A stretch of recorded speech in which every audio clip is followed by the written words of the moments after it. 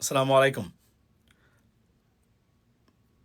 টিলুপ সিদ্দিকীকে নিয়ে আম Elon Musk যে tweet করেছেন সেটা ব্রিটেনে আলোড়ন সৃষ্টি করেছে এবং শেখ হাসিনার পরিবার বা তার ডাইনেস্টি যে কতটা দুর্নীতিগ্রস্ত ইলন মাস্ক সারা বিশ্বের কাছে জানিয়ে দিয়েছেন। ওয়াই?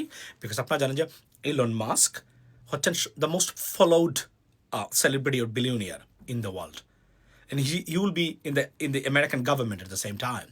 So তার এই টুইটটা বা এক্স পোস্ট কতটা খারাপ অবস্থানে ফেলে দিয়েছে টিলুপ সিদ্দিকীকে এবং ব্রিটিশ গভর্নমেন্টকে, প্রাইম মিনিস্টারকে, এটার এটা আনবিলিভেবল।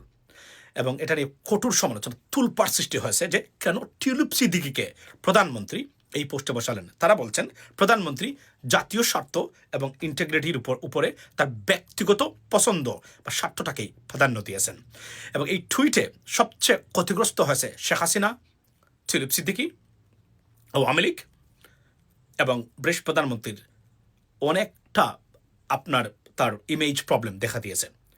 বাট লাভ হয়েছে বাংলাদেশের মানুষের, বাংলাদেশের ডক্টর ইউনূস সরকারের, ডক্টর মোহাম্মদ ইউনূস সরকারের। প্রমাণ হয়েছে দুর্নীতি এবং তার খালা শেখ হাসিনাকে যে আউস্ট করা হয়েছিল বা যাকে বাদ দেওয়া হয়েছিল, সত্যিকার অর্থে উনি একজন ডিকটেটর এবং দুর্নীতিগ্রস্ত পরিবার বা সরকার ছিল।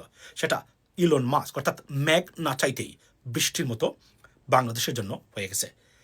এটাই হলো ইলন মাস্কের এই পোস্ট। এবং ব্রিটেনে চলছে ভয়াবহ আপনার আলোচনা এই টিলুপ সিদ্দিকী এবং ব্রিটিশ প্রধানমন্ত্রী কেয়ার স্টারমারকে নিয়ে। এটাই ছিল আজকের ভিডিও। ভালো থাকবেন সবাই। আসসালামু আলাইকুম।